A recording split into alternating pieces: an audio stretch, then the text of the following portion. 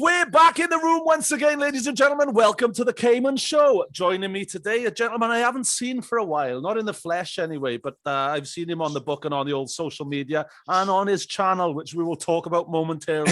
He is an old schoolie of mine. He is an old friend of mine. He is a fellow podcaster. He is a fellow YouTuber.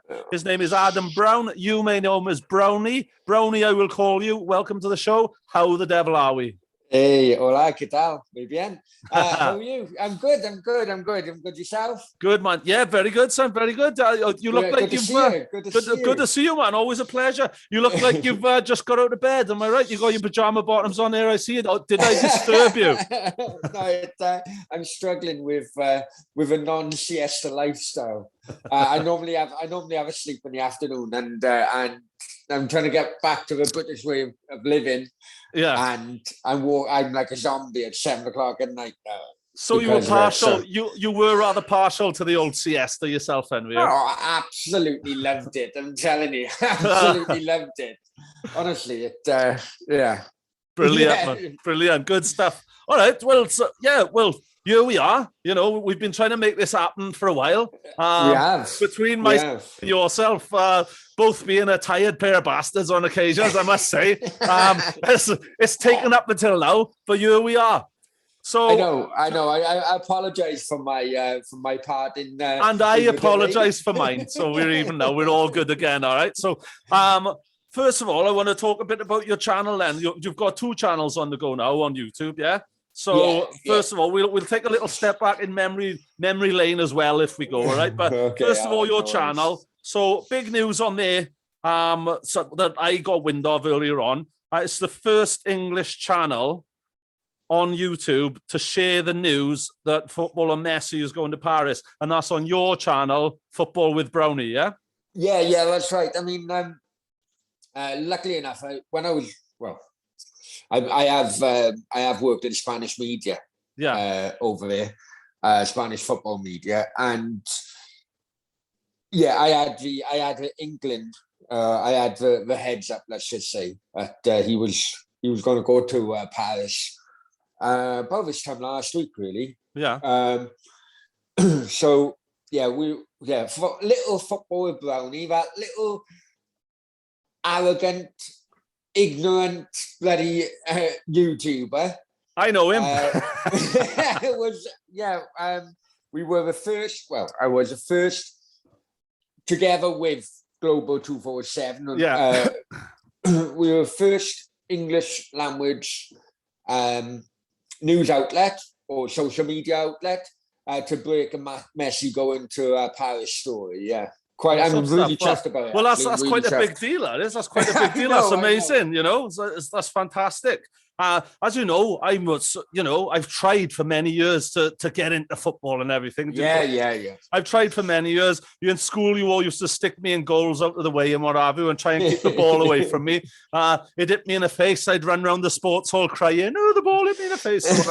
You know, I've just never been able to get into it. In recent years, I've tried picking teams. I've tried following them.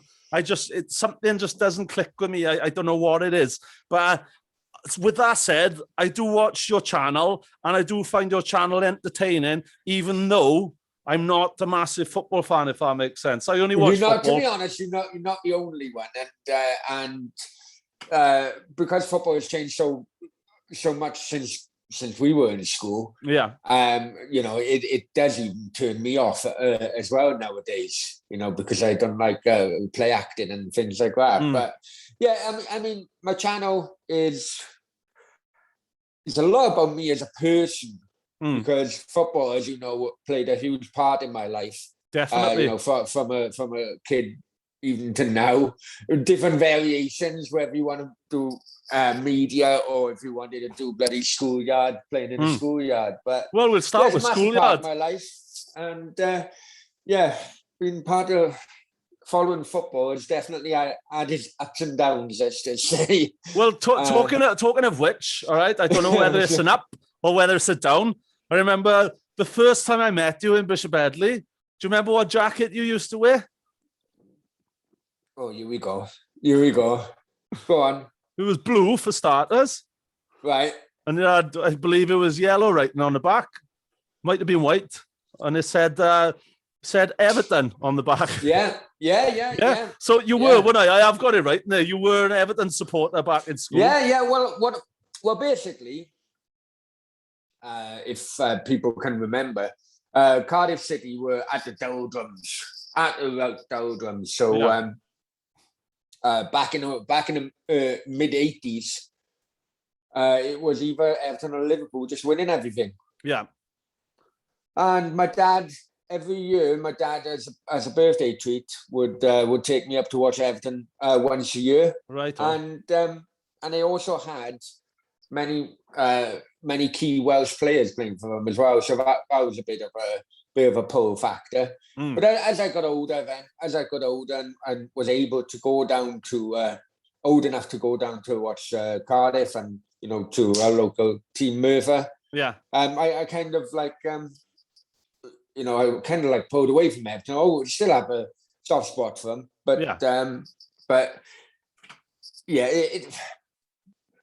throughout my life of following football, it's not really a football that attracts me. It's the camaraderie and the friendships you create as either watching football or basically, for many years of my life watching Cardiff, the football was the worst part of the day. Watching the football was the worst part of the day. You going out with your mates before, after. Yeah. Many a time not even getting home until Monday morning. But, it's kind of like that, really. And so, yeah, I can relate to that. That's like the equivalent of my motorcycle world at the moment. And it's just yours is focused around the ball. Mine is focused around a bike. You know what I mean? It's the same sort of thing, I think you're saying, where the bike is often secondary to the camaraderie, the brotherhood, and the good times. Yeah, you know I can definitely imagine. Horses for courses, isn't it? Or bikes and footballs for courses, if you will. I got a shout out for you here as well. Friend of mine, Warren Lewis, aka Tommy Dean. I know. He says told me to mention. Good stuff. He said to give you a shout out. You're doing a cracking job on your channel. He tells me he is watching, so he says to tell you that he is watching as well. No, I didn't realize. He told me to say that he's the best wrestler Merthyr's ever had. God bless him. Yeah, he had the best trainer, but he always seems to forget that who trained him, doesn't he? Yeah, he's all right. He's all right now, Warren. He's a good lad. I thought he'd try and chuck an underhanded one in there if he knew you, and he knew we were on together. God love him. He's doing good. He's doing good stuff, though. He is doing good stuff. Definitely. Back in there now, he is. And in all fairness, through football, he's really helped me as well. He's helped being a good sport of a channel. And I don't know, you probably find the same with your channel, Carl. Is Cayman, should I say? Yeah, I am who I am. It's you generate some real good friendships in many parts of the world, who just go out of their way to help you no matter what, even if it's just helping to spread the word. And Warren is definitely one of those generous people. Good stuff. Shout out Thunderbolt Tommy Dean, Mean Tommy Dean, or Warren, whichever one you wish to be right now. But he said to give you a shout anyway. I might only be up to something in the background there as well. the scheming git as he is. But all fun and games, So your channel then, right? What I'm finding, I've recently started a channel as well, as you know, as you're on right now. We've been helping ourselves in the background. Yeah, well, that's it, in the background, yeah. So what have you found? You touched on it with me the other night when we were talking about things, all right? You touched on trolls and stuff like that. I had my first, I'm not sure if he was a troll, if it was genuine, or if it's someone who just didn't like Shirley. I had Shirley the bouncer on last night. He's an author as well. I wrestled with him. I boxed him on top of a mountain for charity, stuff like that. We talked about all that last night. It went on the channel, and then someone come on saying how disappointed they were in me, how disappointed they were in this interview, how I've ruined my whole channel by having this man on using bad language, and I looked for the name. I couldn't find a face to match the name. I just wonder if you had any. I did any warn like you. that. I did warn you. They're out there. To be honest, my theory is, you YouTubers are trying to give a service and free service to people who want to watch, right? And like that, in any customer service role, whether it's like being in a hotel, whether it's running a restaurant or anything like that, it's just one bad customer can give you a bad day. Yeah. You can have a million good customers, but just one bad customer, one bad comment can ruin your day. And I did warn you, Carl. I mean, it's got to a point now with my channel is that when I go live shows, I call them the mod squad. Yeah. Basically, I got moderators. I got sometimes just keeping control on all the comments and that. Yeah. Yeah, because I don't know if you know, but I use StreamYard. I know we're using Zoom at the moment, but I use StreamYard, and there's always like a 2-second delay or 3-second delay of the comments until I can see them. The moderators will see them first. So the moderators take them out and I can't see what's being said. There we are, yeah. So that's, I never wanted to do it because, I thought, let live and let live. Do you know what I mean? But it did get to a point where, unfortunately, I had to call in the mod squad. Yeah, that's fair enough. It happens. Well, with mine, it didn't bother me at all. I just thought, I read it and I thought, all right, 0 response, just let that one go, that's all. I just wondered if it's a common thing, because obviously you've been doing this longer than I have. I'm 4 months in. You're a year and a bit in, I think. Well, I am watching. I know I've had a notification card, and today I've been all over the place. But was it a live show or was it? No. It went out last night. Within the first hour, that comment and a couple of comments underneath, was it? Yeah, just in the comment underneath, and there were like 3 dislikes then as well, almost instantly, as if someone's got 3 different accounts and done it, which I'm assuming they have, sort of thing. But so he's the guy I had on last night. What you got to remember is a dislike in the eyes of YouTube. A dislike counts just as much as a like in the algorithm. Yeah, that's what I thought, man. That's what I thought. So, keep them coming, guys. Keep them coming. And no comment is negative in terms of the algorithm, is it? Yeah, exactly. Well, and you just need to get that into your mindset. Exactly. It's there. It's there, buddy. No worries. So but you're going well, Carl. You're going well. It's going good. I'm just enjoying it. That's all. I think that's half the battle, in it. If you're enjoying what you do, people will pick up on that and they'll want to get involved in it and everything. Like yourself, with me, we've been talking like, I'll come on, and I was like, all right, yeah, let's sort it out. If I was like a boring wet lettuce, I don't think you would have bothered. I think it's the fact that I'm barking mad and you've no idea what's coming next. It's just up for the challenge. I'm thinking, bloody, what's she going to say? What's she going to say? Because I have given you free roll. You have given me free roll, and I have put out the fact that you're coming on to other people, and I've got a question here from an unnamed schoolgirl as well, from Bishop Edley. Look at him laughing. It's that cheeky laugh. Oh, Jesus, who's that? Okay. I'm going to ask the question anyway. You have given me free. You have given me free reign, all right? So I'm just going to ask this question. Unnamed schoolgirl, right? Do you remember the basement? Do you? Ajita puta. Right, I can swear in Spanish, can't I? I can swear in Spanish. You can swear in English if you want. Yes, I do. Okay, do you want to elaborate? It wasn't the cleanest of areas in Bishop Edley High School. Okay. And what about unnamed girl? Where does she come into all of this? Do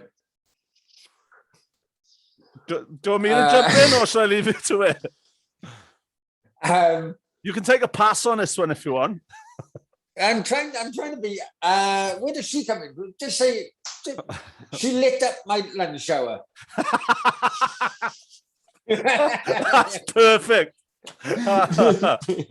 Fantastic. Lit up your lunch hour. That's not what you said at the time. Do you want me to quote what you said at the time or not? Go on. Do you really? Do you really, honestly? There's no going back if I quote you now. All right then. Go on. You went up to Anthony Weldon. You stuck your fingers in his nose like I went, smell him. Do you remember?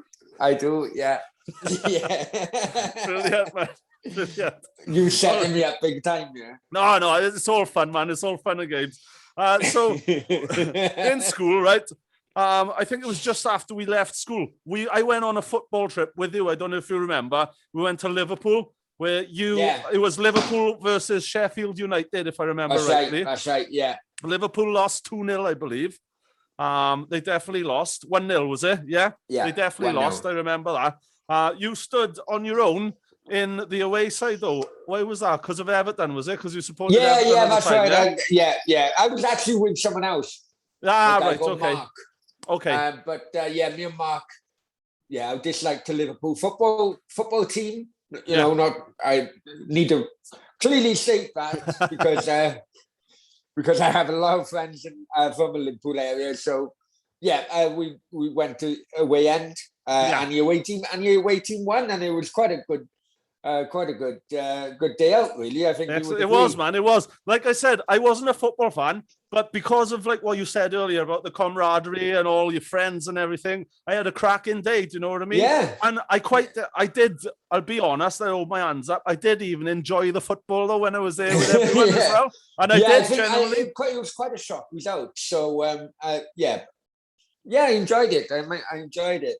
If I'm honest with you, first thing first, that was me and Stephen Harmon's first exploits in trying to create a football trip kind of business on the side. You know Brilliant, what I mean? Man. Brilliant. But, we did take a loss on that day because if you remember, I think the minibus broke down on the way back. But, yeah. I don't remember It was either broke down or it was smelling of petrol. Yeah. And I remember we had a brown for the driver as well, and there was a furry pencil case that we gave the driver. One said, "Yeah, drive. That's for you. Nice one, drive." And do you remember you had that blue and red trumpet thing as well, that big plastic thing? Do you remember that as well? They took it off you on the gate, then they did. Who knows? I love that. Oh, that made the trip. I made the bus journey down. Never had it back from us. I got another question coming here as well. All right, if I may ask. It's off. Go on. Unnamed girl too. Is that okay? Unnamed girl too. She says, Adam Brown, how dare you? We were on the way back from Blood Brothers in London on the bus. We were playing days. We were having a cheeky kiss, and you stuck your tongue right in my mouth, you ghastly piece of shite. What the hell was that all about? Now, do you remember this? And would you care to elaborate? Adam? Now, you know what? I do remember that. I do remember that trip. Because I think we all got in trouble on the way back, wouldn't we? I think for like singing and being like a football. Yeah, obnoxious. Thing. Yeah. Who was that girl? I could tell you who it was. Go on. Can I tell you one year? I can't really do that, can I? I'll tell you a second name. Well, hang on. Does this person?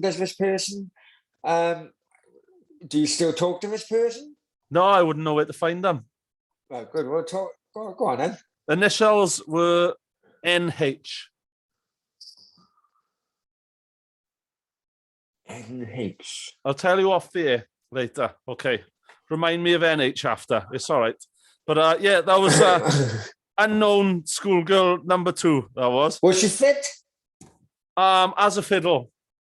What? I don't remember. She was in school. Different then, isn't it? In school you think people are fit, and then you see real life when you're older. Listen, this could be going down a different avenue. Let's move on, I think. let's move on. Okay. Yeah, we're talking about schoolgirls. No worries. Totally different. Schoolboys. You were a schoolboy at the time, all right? You were a schoolboy at the time. Let's get that right now. Oh God, let's hope the editing police don't come on you and take snippets of this for crying out loud. But okay. So I got a question now of unnamed girl from school. I'm joking. So after school, you and I had quite a colourful time of it. We found each other, first of all, working in a Christmas cracker factory. I passed that the other day. The other day. Well, it's actually a council building now. I've come full circle, like. But yeah, we worked there in the Christmas cracker factory. Now tell me, do you remember Fridays in the Christmas cracker factory?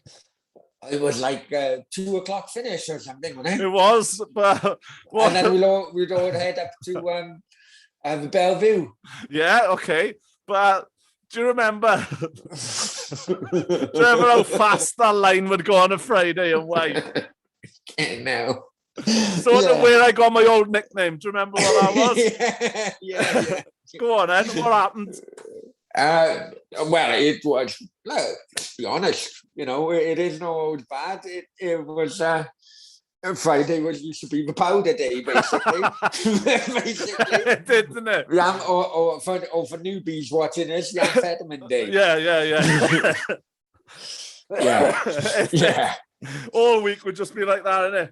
Hat, novelty, joke. Hat, novelty, joke. It was like, go on, speed it up. Hat, novelty, joke. Hat, novelty, joke. Hat, novelty, joke. Hat, novelty, joke. Speed it up. More novelties, more hats, more jokes. Yeah, but the thing is, you must be the unlucky bastard, man, who's crumping up on the end of a line. I know, the cripper, yeah. And they weren't on powder. The cripper was never on powder. I remember one day as well, there was this guy on the cripper, older guy with a moustache, and Trevor, a friend of ours, Trevor, he was working on the snaps machine, and I went down by the snaps machine and I flicked the elastic band to the back of this man's head, and the guy went to wipe the floor with Trevor. He said, and Trevor's like, it wouldn't be. I know it's you. You flicking an elastic band to me again, it'll be murders. And it was me all along. Little things. That place was funny. That place was funny. It was. It was a start of how mad. It was. That's where it began. It was where it began. It definitely was.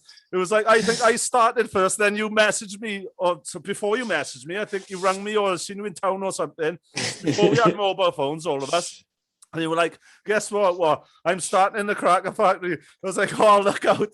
And then we started bothering Anne as well. And then we started on Friday, powder day on a Friday. And then from powder day on a Friday, there were a few hardcore ravers who used to work here as well. And then we decided then we're going to jump on a bus with these hardcore ravers. We're going to go to Porthcawl, Southern Exposure. And then, the rest was history. Talk to me about Southern Exposure. What do you remember about that? And how did we come to go to it? Oh, you know what? Every now and then I watch, I videos, the old dancing videos that come up on my timeline. I don't know why, but there was a time in my life I just thought, listen, those 5 years or 4 years, just blank them out your life, blank them, you can move on. But brilliant years, some brilliant. They were memories. Brilliant years. I could never repeat them now. But well, one I still to this day, I shouldn't laugh about it now. But one day in which, or one time, I'd always used to drive back when I had always been the designated driver. In the red Escort. In the red Escort. Yeah, I remember that red Escort. How'd that end? And I remember getting pulled. I don't know, were you in a car? We went on the M4 from Porthcawl, M4, and then up to A470. And it was just before the Cathswell turn-off. And the police car just pulled us over. Well, in fact, I pulled over before the police car put the lights on. I think I can finish this story for you. Yeah, go on. You were overloading and there was someone by my legs in the back hidden under a blanket to hide from the police. And they were there, and I was bricking it basically because, you know, we were all off it and everything. And the police come over and they were talking to you by the window, and there was someone hiding by our legs in the back then, whoever was in the back with me, under a blanket to avoid being done for overloading. Is that the story? Yeah, and I had to get out of the car, and I don't know why. It was just because of the amount of drugs in which I take. But the first thing come to my mind, I don't know why. Busy today? Busy today? No. We were the only car on the road from you know, but in those days, they didn't have any breathalyzer or drug testing. Thankfully. But thank God, yeah, I don't know why, but the first thing come to my mind, at 4 o'clock in the morning, not another car ever to be seen on a route home. Busy today, you know. Yeah. Oh, crazy times, man. Crazy times. It was. You know, it was crazy in the raves. We had some good days there, though. It was fun to look back on. It obviously bent our minds a little bit back then, though, and, you know, made us a little bit crazy. Yeah. Killed our teeth. Yeah, that's it, isn't it? Yeah, mine have cost me since, you know. Yeah. But yeah, from there anyway, we decided to take a little holiday. Do you remember that? Oh, I had to come home. Yeah, you ran out of money. You left me out there. I ran out of money as well, but I was working, and then I ended up coming home anyway. But yeah, we went to Turkey. I'm going to give you a couple of highlights that I've got from Turkey now, all right? Hashish or hashash. Which is which and what is what? Do you remember that? Do you remember that? Well, I'm assuming, you know, hashish as in smoke. Yeah. And do you remember the mistake? Remember we were looking for hashish and then 2 guys come up to us and said... Yes. You forgot about that, didn't you? I did. Yeah, I remember. Go on, what do you remember about that? This no holds barred conversation. I remember shopkeeper whacking me with a belt. I remember that. Yeah, Arif, yeah. That's right. I remember you were friendly with these guys in the shop. Arif, and I forget the other guy's name. You've got a brilliant memory, I tell you. Yeah, you know, I remember it. Drugs couldn't affect your brain as much as it had mine. Yeah, Arif was the one guy, and the other guy, I forget his name. But you were going to the shop with them. You were there with them, chatting to them all the time and everything. But they accused you one day of taking a note or something from there, and you went mad on them about it. And then you said, right, I'm taking a Lacoste and all that. You're taking a Lacoste. And I was walking home because I'd been working. And I was walking home, and there's this guy with a funny hat. Jimmy, his name was. He used to work on the door of the Chinese restaurant. And was unnamed girl number 4 as well? No, there's no unnamed girl number 4 just yet, mate. You're all right. But yeah, you were kicking off for there. And then you went to run to them, and then they were all like martial artists and everything. And then you fell over like that, and then you got back up. You said, right, I'm taking a Lacoste. And then you ended up taking a Lacoste and going. And then you went home the next day. I was walking past then, and I was like, oh, is everything all right, guys? Everything all right? And they go, in a foreign language, Turkish to each other. And the one says to me... Well, we were in Turkey, you know. No, the one says to me, he says, don't come here. I'm like, oh, great, I'm working here now. I'm working here because I got a job, didn't I, in the madhouse, working as an MC. And yeah, needless to say, I was disheartened by the fact that I made by my actions. I made some enemies on behalf of someone else. No names mentioned. Turkish Adem. Yeah, it was an eventful trip. Do you remember the beggar? Do you? No, I don't. Yes, you do. I don't. I swear. Right, you said to me... This is going to come across really bad now. Right, you said to me, we need to go to Bodrum to find the beggar and take a photo with him and give him some money. Do you remember that? No, normally it would have been probably something, maybe a few years later in my life, it would have been something completely different. But what did I actually say? Nothing. It just said that we went to Bodrum Market one day, right? And then this beggar come up to us, holding his hand out and pointing at his eye or something. And you just give him a load of abuse, and I give him some money, and he went like, and then we didn't have a camera on us then, and there were no camera phones. Thankfully, I absolutely reject everything that Cayman had just said. You would, wouldn't you? Yeah, you would. Only because there were no camera phones. But no, you said then, right, I want to go back to Bodrum. We're going to go back there. We're going to find the beggar and give him some money. And I want to take a photograph with him as well. And there was a dead cat down the banking. I remember the dead cat. I was just mentioning a dead cat. Yeah. Do you remember Mehmet as well? Little Mehmet in the green candy top. I do, yes. I do. And his brother Mustafa. Have you still got any photos of that? Yeah, somewhere. I should have tried to dig them out. I don't know where they are, though. I'll dig them out another time. But yeah. That was a memorable trip. And we had the littlest one then. His name was Typhoon, and he nearly got run over by a big tractor one day, and you pulled him out of the way. Not sure if you remember that. Well, I knew I had a good heart somewhere hidden away, isn't it? Yeah. Brilliant, man. No, it was a random trip. It was a very random trip, but a fun trip nonetheless. But going back to hashish and hashash or whatever, and the mix-up, what's your thoughts and memories of that? Or don't you want to say? I if I'm honest with you, I can't remember. Okay, I'll tell you straight now, then, right? You and I were going around looking for hashish. Two guys come up to us. Yes. Okay. And then they pointed to this girl, called her over and said, yes. 1 million. Yes. And then you and her wandered off. I was stuck throwing stones into the sea with these boys. And then you came back and you said to me, you went to me and you went, pros. And I went, yeah. And then we got out of there basically then. Okay. Yeah, but we were looking for a little smoke and we got a little more than we bargained for. Not the kind of smoke that we were after. If I was old, I wouldn't have asked you that question. Never mind. It is what it is, isn't it? It is what it is. All right.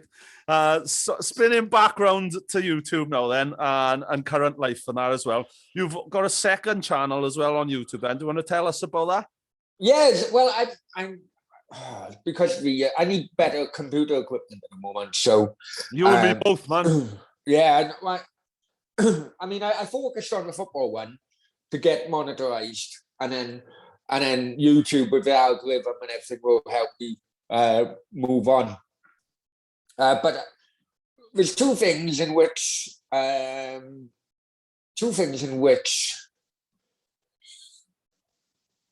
I got addicted to, if I'm honest with you, during a shutdown, because the Spanish shutdown was brutal, absolutely brutal. Yeah, you were saying a bit off the air. Tell us a bit about that and how we went and what the differences were then.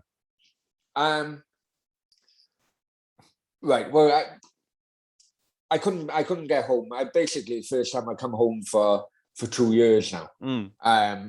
We all get older. And I'll be honest with you, I had a bit of a shock walking through the door and seeing. I think downhill is a wrong expression to use, but I hadn't seen my parents for a while, and it was kind of like it was a bit of a shock, and it was noticeable that they were getting older as well, Yeah. So because you know yourself, before COVID, because of my work, I was coming back and forth every month, every other month, and I was doing business meetings in London, Manchester, and always doing the friends and family, using that opportunity to come back. So I never really noticed it before, but the lockdown, it was for 3 months you couldn't leave your home. 50 yards would be the furthest you could leave your home.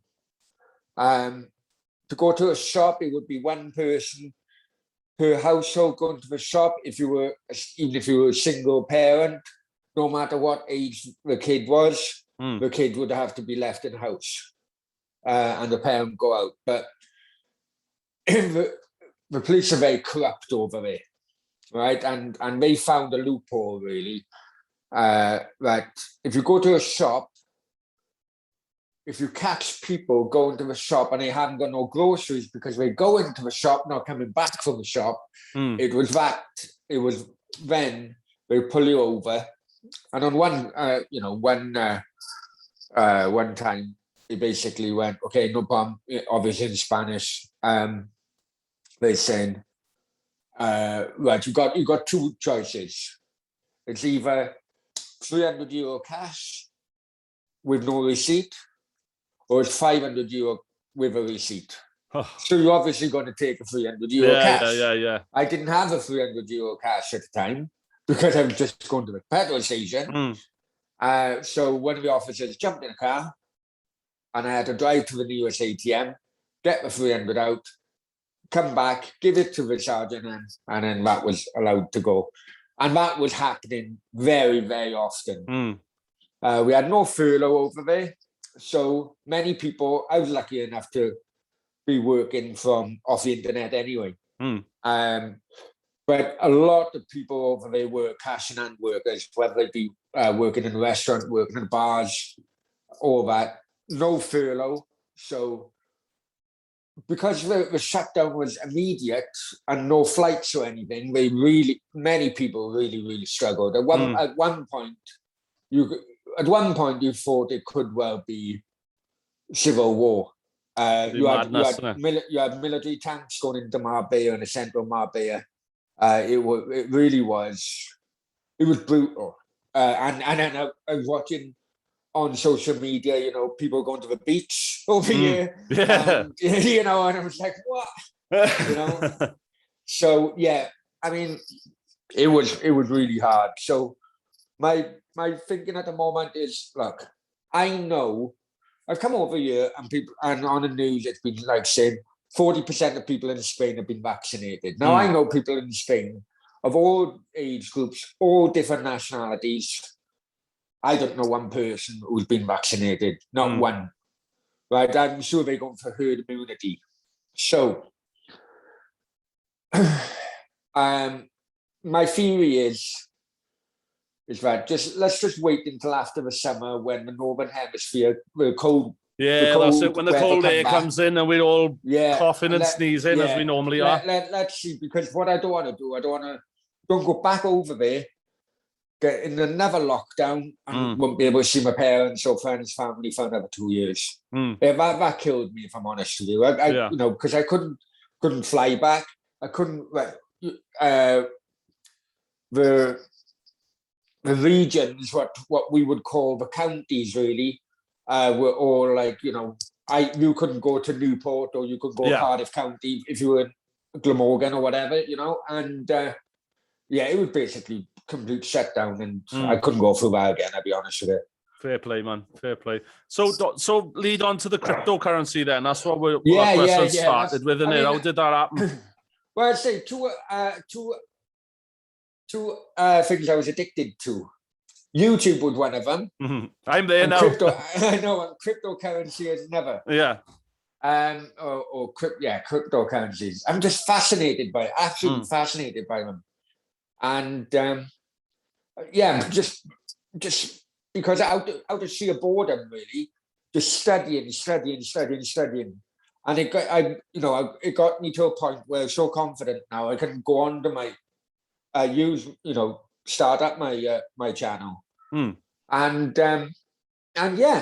it's going well. But I tried it over here with old equipment. It started off okay, but then just conked out. I'd be honest with you, just conked out. So I do need to update my my equipment regarding to that channel. But if I'm honest with you, I'm more enthusiastic about the cryptos than I am with football these days. So what's that channel called, Dad? Yes, crypto with Brownie, this one. Crypto with Brownie, that is. There we are. It makes sense now, doesn't it? You know, now you've said, brilliant. Honestly, for many years, all of us would wake up. I know it's rude, I suppose, but you wake up first thing, you check your social media. I thought you were going to say something else. I know. I thought, you haven't changed it. First thing you do. All of a sudden you do raise it like a tent. No. No, but you checking social media, Facebook messages, boom.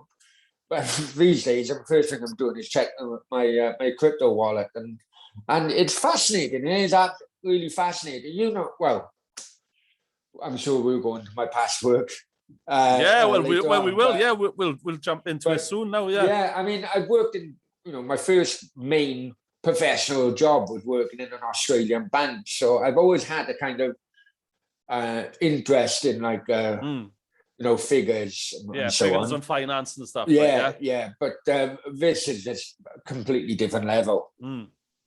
Brilliant stuff. So, what would you say to someone, or what advice would you give to someone who's like, cryptocurrency? What the hell is that all about? What would you say to them? It's the longest scam. You can make it the longest gamble of your life. And if you like highs and lows of a roller coaster every single day, I mean, just in case you do shut this down, we are not pushing any gambling or anything, because none at all. Not just having a conversation. I mean, you could go into a bookies, chuck 100 quid on a horse, and you may win, you may lose, but you'll only have that kind of that race will only be there for 2 minutes. Yeah. Exactly the same with football. With a football coupon, you could go in a bookies, chuck 100 quid on whatever team to win. That thrill will only last you 90 minutes. You do the same with cryptos, and that thrill can last you years if you wanted to. That's And another thing as well, not that I'm a financial advisor, obviously, but nowadays, you put money into a bank and you'd be lucky to get 3% on your savings, really. Using cryptos, although you can lose, but you can make 25% a day, 15% a day. Yeah, you can, but you have to learn to have the knowledge that it could go up 25, it could lose 25, it could go up 50. Do you know what I mean? Yeah, but you need to read the patterns and that, do. Yeah, it's an emotional roller coaster. But as someone with an addictive personality, I love it. Wicked. Awesome stuff. Well, good luck with that channel. Fantastic. I got a question just come through now. On the text. From unknown woman. No, it's unknown former police officer. And he says, why did you butt me? I'm glad he said he and not she. Go on. No, unknown former police officer. He says, why did you butt me in my ginger face? Because you put all your weight on my leg, my foot. Okay. Which was true. Okay. I recall it went like this. He laughed at you as well, and you said, laugh at me again, I stick the head in you. And then he laughed at you again, and you stuck the head in him. True or false? Well, I was true to my word, but I was true to my words. You sure were. I remember that night. I remember where it all happened. I remember outside Coolers, there was literally about a couple of 100 people perhaps scrapping. Everyone was scrapping. Everyone. I know. I chucked a couple in. There was people everywhere, all over the place. I didn't know who was fighting who. I didn't know why it was meant to be fighting or what. It was just chaos. It was just a fight for the sake of a fight, I think. And I remember a cosh got pulled out on you then. I'm not sure if you had a whack with it or not, but they checked these handcuffs behind your back then, and there was this woman copper and this male copper on you, I believe. And I said, "Oh, come on, let him go, let him go." And the woman said to me, "He's under arrest." And I just put my head down and walked away. And I was like, "All right, that's that night over then." Tell us how that ended. Well, I got absolutely battered in the police station, and there was about 15 of us in the police station, and it went through the. Didn't you go to Swansea police station though, because Merthyr was full? No, previous one I went to Cardiff. Previous incident I went to Cardiff. Yeah. No, I did go to Cardiff on that one. Yeah, that's right. It was Cardiff, was it? Central on that one. Right. Yeah. Okay. Because I remember I was stinking hungover the next day, and my mother said, "Adam, on the phone for you." And I picked the phone up and just put it down. Do you remember that? And you went, "You muppet." You rang me back, "You muppet."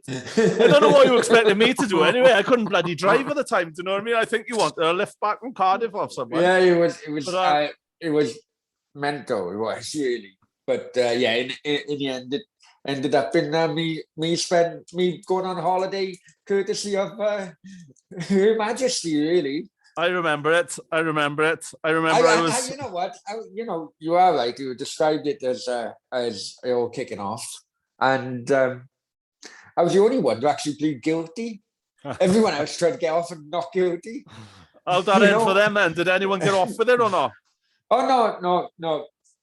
But yet, obviously I shouldn't have done what I done, but yeah, I think I had a narrow escape on it as well. It was what it was, but that's it. So I had a couple of near misses, mind in my time, a couple of near misses, but that is what it is. So from there, you got out and you started working as a counsellor then as well, didn't you? I don't know if you remember, but basically I was working in TBS. No, I come out of prison. I was working in TBS then. Yeah. That was my first real job. I know we mentioned about Cracker Factory and all that, but but I was only like temporary, wasn't it, for Christmas? That's it. It was just to keep us ticking over, wasn't it? And yeah, about 3 years there, I think. And then an unnamed person. Who's that? We like unnamed people. We like unnamed people on the Cayman Show. Yeah. I can name names if you want me to. No, basically in the canteen was because we were people from Merthyr already out in Sydney. Yeah. And he said, "Oh look, it must be more to life for this. I've had enough. I'm going to Australia." And then within like 2 weeks, about 12 of us, all applied for Australian visa, and we all went out there. Really awesome, brilliant stuff. Brilliant. It was out there for Millennium. Yeah, and yeah, it's wicked, man. Yeah, it was really, really good. And unfortunately, you had that tragedy, which many people in Merthyr will know. But. Yeah, I went then from Australia to Vietnam, to Thailand, Japan, and London, Cardiff, Penarth. Yeah, so I kind of got out of Merthyr thing, and then I come back and I thought, the counsellor thing was the worst. How did you get into that then? How, where, and why did you get into that? How did you decide to get into that? Honestly? Yeah. Honestly, well, I was in recruitment. I had my own recruitment agency. That's right, Meerkat Recruitment, was it? Yeah, first started off, yeah. That's right. See, I do remember things. I know. So dangerous, isn't I? I know. No, but I went into recruitment. In fact, because of another Merthyr friend of mine, Leanne Izzy, who is now Leanne McCormack. Right. She was actually my Iridian sister. Yeah. She was actually my boss up in London. And so I went through the kind of recruitment kind of start off, really. in there, and I come back to Cardiff and continued in recruitment to a point where I had then I'd then met my then ex-wife then. So, and she was like pushing me. She's like, look how much you make. Look, stress is incredible. I can That imagine. industry of stress is incredible, honestly. And it got to a point where she knew deep down I loved it, but I hated it at the same time. And I was she was looking at my wage check, looking how much I was making the company. Just, you may as well go on your own. He's not. Yeah. He doesn't even answer fucking phone, do you? You may as well. You running his company, and he's gaining the benefits. So go on your own. It makes sense, doesn't it? I suppose. So I started running my own company, and then the elections come up, and honestly, God's honest truth, I went in there thinking that. It could be an opportunity to promote your business, promote my business, and maybe supply the council with like with labour, and glass cutters, and all. So yeah, it's good thinking, great thinking. It was good thinking. It never quite worked like that, did it? No. Nah, so, how was that time for you as a counsellor? Then was there much positives in it, or is there any stories you could tell us that you're allowed to? Or? It was the worst time of my life. It was really? The worst time of my life. Honest. Yeah. Wow. I got a different vibe. I would include going to prison on that. Really? Oh wow. Yeah. I got a different vibe from it. I did. See, I thought it would have been right up your street, see, but it was the worst time of your life. What was so bad about it, Nad? Because they all wanted to go up a greasy pole in the town hall. But when you're having phone calls, people trusted you so much, far more than what they trusted the police and so on. They'd be calling you like 4 o'clock in the morning. saying, Councillor Brown, I can see people breaking into a house opposite. And I'm saying, no. Have you rang the police? No, I thought I'd ring you first. That's the way. What am I going to do with greatest respect? You know what I mean? It's really nice for them to have that amount of trust in me. Yeah. But there was constant phone calls like that, and one woman was crying because her cat got stuck up a tree. I've had the same woman then was crying one time because her cat was fighting with next door's cat. I mean, what am I supposed to, you know what I mean? You know what? Yeah. So any good times from then? And there must have been some, surely. Something good you took from it. Free food and free drink. Oh, there we are. Every cloud has a silver lining. Is it well documented? Probably not. But I was offered a bribe with Merthyr Valley Homes, not Merthyr Valley Homes. You know the leisure centre. Yeah. The Merthyr Village, it was called. I was. Hang on. Over mountain, they wanted to get up all the mountain. You're from Ilgaric, you probably remember. They wanted to collect all the coal out of a mountain, and then the Merthyr Village with a so-called new football club. Was there something to do with great crested newts, so they couldn't? Is that right? That's right. That's right. Doing the ducky and all that, wasn't it? Yeah. And what happened was the planning permission went out. Was rejected, before the election. Oh, I thought I was going to sneeze, man. Bless you anyway. Yeah, went before the election. And the election happened, and there was completely different ownership then. It was Labour before the election, and it was independence then before. So the people who wanted to put this through had to deal with a completely different set of people. And Win Holloway was the owner, was the money man behind it, and he invited me up to his house, a lovely house, all fairness to him, pool and everything. Beautiful. I loved the hospitality, I'll be honest with you. I loved the hospitality. I bet you did, yeah. Right, but he said, look, this is the reason why we want you up there. And he said, right, if you can help get this through, if you can help convince other councillors to get this through, we would give you £250,000 in an Isle of Man account. And for every other councillor, we'd give £125,000 in an Isle of Man account. No one would know, be under someone else's name. Verbal. How old were So what'd you spend yours on? Oh, I know. Honestly, on the way back, I was thinking, ching, ching, ching, ching, ching, ching. That's and Lisa was like, "Are you freaking mad? Are you mad?" You know, she knocked some sense into me. Reported it to the council, who then reported it to the police, who then went to come to my house, like the fraud squad come to my house there to tell them everything,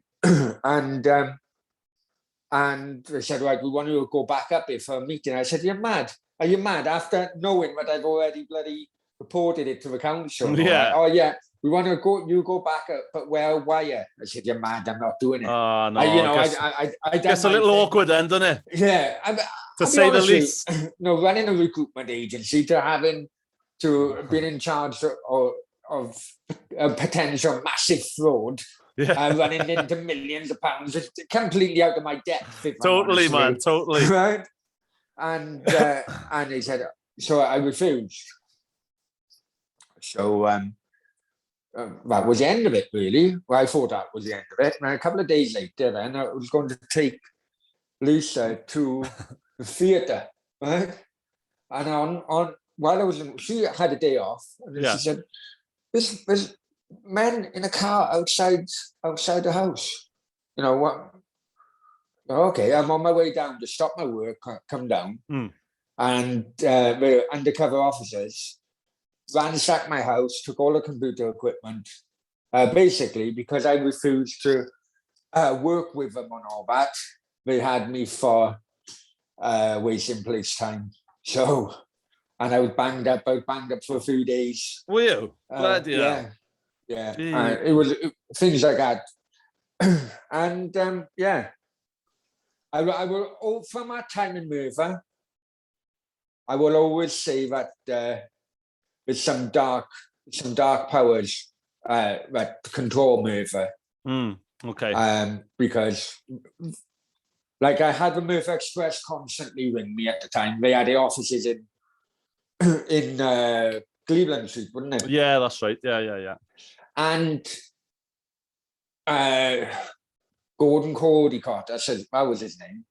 He was calling me up and he said, "Oh, I've had information that you used to do this in a football. You used to do that in a football." Now I know 100% because when I was being naughty at a football, I wasn't in Merthyr. Not many people in Merthyr knew about it. You know what I mean? So I'm convinced that someone was telling him from police, you know, and he was. Do you know what I mean? I'm chasing it up that way then. Yeah. So underhandedness, backstabbingness. I've never experienced 4 years like in my life. It was far worse. Mentally, it was far worse than anything prison threw at me. Right, though. That surprises me. Like I said, I thought it was right up your street. I thought it was something that perhaps from the outside, it was something that you felt yourself, oh, I get my teeth into this. But yeah, all right, we'll shift on from that then, right? Yeah, no worries. You had a little trip last week as well. Do you want to tell us about that? Yeah. I watched your video. Yeah. The state of me coming back. Yeah. I know you can see a difference, and then and then you can see then there's there you are going. Yeah, looking all professional. Coming back. And there you are. Blinded. There you are after the train journey then on the way home. I know. Or the bus journey, whatever it was. As an event goes, because I haven't really tell us how it come about as well. Yeah, basically come about with Football Brownie YouTube channel. I got to a point where I wanted to make a next step up, as in interview guests, because you're having YouTubers going on to other YouTubers, and it was going to get a bit plain and boring, really. So I wanted to start asking like former footballers to come on, And this one was the Czech ambassador. Now, West Ham, you probably don't know, Carl, but West Ham have 2 Czech players in a men's team, and they have 1 Czech player in a women's team. So the Czech ambassador is very close to West Ham and their fans and so on. West Ham, they fan supporters groups and so on, have a cancer charity, a kids' cancer charity, and the ambassador helped, I think, generate about, I can't remember what he said now, the latest, say about 20,000 from a Czech Republic. Funds from a Czech Republic come over to help out with cancer charity, and that I thought, you know what, that's the type of person which I'd love to have on my show as my first ever guest, really. And I was astonished when he said, "Yeah, you agreed to it," because I had no experience of interviewing anyone. I did say in that interview, you know, I had no experience interviewing anyone, so he had nothing to go by. But and you know what an absolute gentleman, gentleman, and the interview went fantastic, better than what I could ever have thought how it would go. And we always kept in contact because he loves the football, you know, and he came to Wales. He came to Wales when Wales played Czech Republic a couple of months ago. So, you know, we were banter. I think he was in Wales the other day as well. But yeah, and then all of a sudden, my phone pings as I'm talking to my mum, and I said, "Adam, what are you up to?" Originally, it was going to be the week before. Yeah. I can't remember the date. So, say it was the 15th. We're up to the 15th. So nothing much. Why? Well, I got my leaving due because his time as a Czech ambassador has come to an end after 11 years, I think. He said, "I've got my leaving party. I'd like you to come." I'm like, inviting me to it. That's brilliant. Yeah, fantastic. What did your mother say when she seen that message come through? You can't go there. You can't. I said, yeah, why not? Why not? But I went there. I tell you what, I really did feel completely out of my depth. Did you? You had Stanley Johnson there. You had people from like the Times reporter Matthew Harris. You know, because of my time out in Marbella, I kind of like switched off with politics and media issues. It was just enjoyment. That's it. So I get on with the day. Yeah, I was recognizing people's faces, but I couldn't put names to them, you know. But it was, as an event, it was brilliant, absolutely brilliant.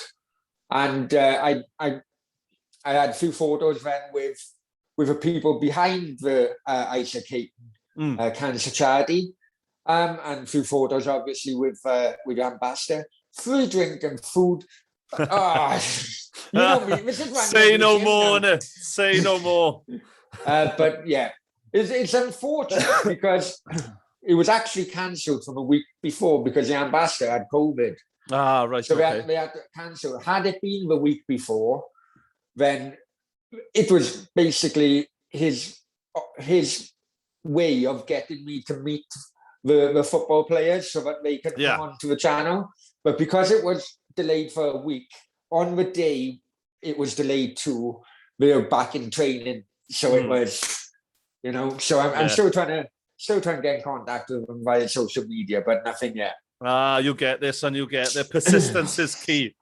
So before we wrap up then, Mr. Brown, sir, is there anything else that I might have missed out that you might like to talk about? Anything else you might like me to ask you about? Anything else that you might like to fill us in on before we wrap up? And I don't have any hidden traps here or anything. Yes, I'm just asking. I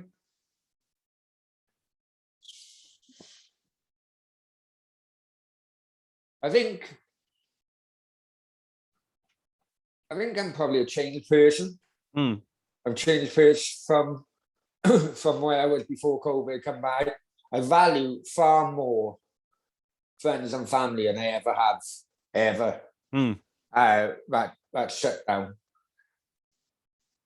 Let's just say, listen, you can have everything in life you want, but when it comes down to it, your friends and family are all that matters.